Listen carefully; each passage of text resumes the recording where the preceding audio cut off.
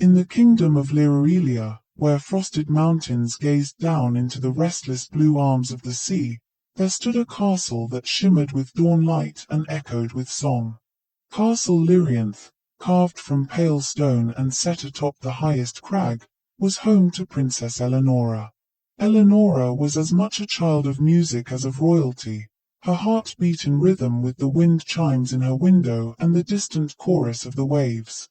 From her youngest years, she had listened not just to the noble musicians who filled the great hall with courtly melodies but also to the laughter of servants in the scullery, the plaintive calls of shepherds on the high pastures, and even the gentle hum of the garden bees.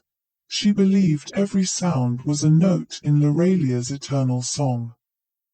Each morning before lessons, Elenora would rise before the sun, slipping through silken shadows to the edge of the castle's sky gardens.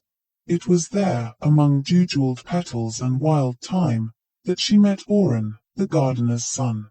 Orin's skill with the flute was legendary in the castle, though he played for the flowers and clouds more than for grand feasts.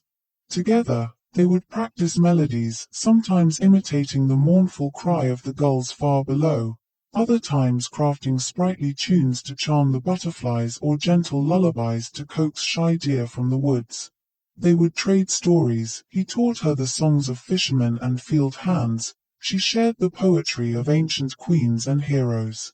Yet, for all this joy, Eleanor's lessons within the castle walls felt increasingly hollow. Her tutors, though wise, seemed deaf to the music beyond their parchment and rules, and she often wondered if there might be a harmony even greater than what she knew. One late afternoon, as thunderclouds gathered over the sea and the mountain wind grew strange, an extraordinary visitor arrived. Elenora was wandering the orchard, practicing scales on her lyre, when the air shimmered above a blossom, and a figure as small and luminous as a lantern appeared. This was Liraelia, a fairy of the old wild, radiant and quicksilver-voiced. Liraelia introduced herself in a melody that no human instrument could quite capture, a sound like distant bells ringing underwater. "Princess Elenora," she intoned, "your land's song is faltering. Darkness swells in the cracks between your kingdom's melodies. The dragon Azhirinth has woken, drawn from his long sleep not by hatred, but by the absence of true harmony." The fairy's eyes, as bright as dew in moonlight, met Eleanor's own. "Your music holds power more than you know. But if you are to save Liraelia, you must find the lost melody, a song old as the world, known to all hearts, sung by every voice. Only when every soul joins the chorus will the land be healed and the dragon's fire cooled." The news shook Elenora, but her resolve was swift. She confided in Orin, and together they pledged to seek the lost melody, determined to teach, to learn, and to unify all the voices of the kingdom, from mountain to sea. Their journey began at dawn with little more than a silver flute, a lyre of enchanted wood, and hearts full of hope.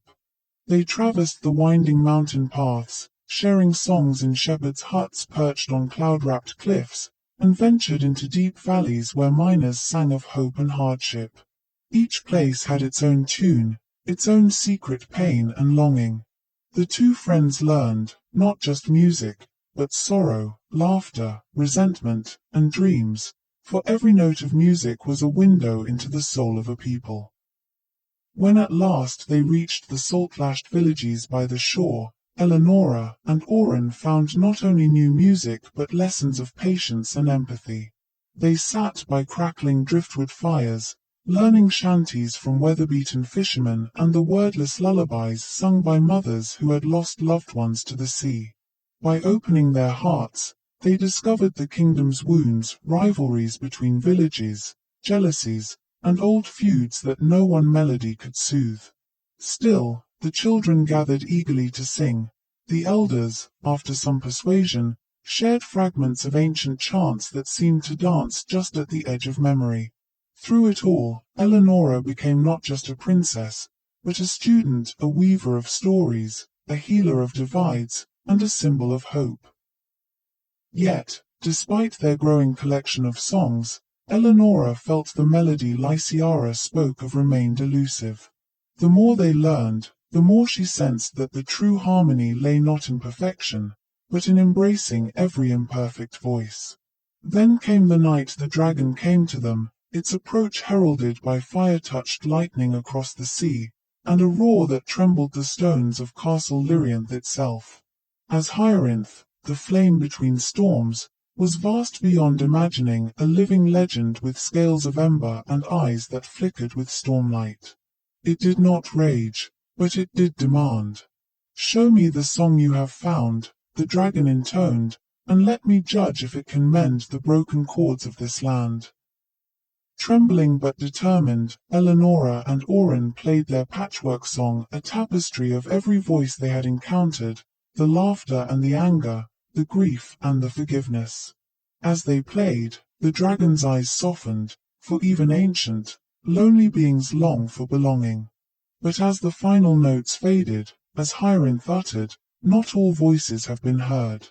The music is incomplete while you leave out those in pain, those at fault, those who have turned away in sorrow or shame." Heartened by the dragon's challenge, Elenora and Orin returned, seeking out the forgotten, the hurt, and even those who had caused pain.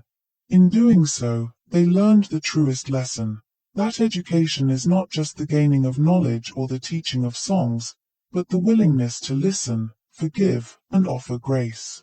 In time, their music grew richer and more complex, until it was vast enough to hold sorrow and hope, guilt and redemption, anger and love, in a single breath. It was at the midsummer festival, with the castle gates thrown open and the fields filled with every soul from mountain and sea, that they played the completed melody. The music swelled, bright and bittersweet, rising to the stars and drawing even the shyest fairy from hiding. All sang, all wept, and all rejoiced. The dragon, soothed and at peace, returned to its secret cave beneath the ocean, its fire banked and its heart content.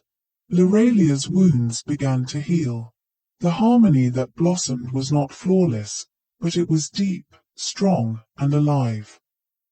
Thus did Princess Elenora and her friend Orin discover that true power comes not from isolation or dominance, but from unity, education, and the courageous weaving together of all voices, broken, beautiful, and bold, into the unending song of a kingdom at peace. And every year, as the wildflowers danced on the mountain and the sea sang to the moon, the people of Liraelia gathered to sing the song of harmony once more, a living reminder that in listening, learning, and loving, even dragons can be soothed and castles made strong enough to weather any storm. And so the tale continues, as tales must, in every heart and every note, for the truest magic is the music we create together.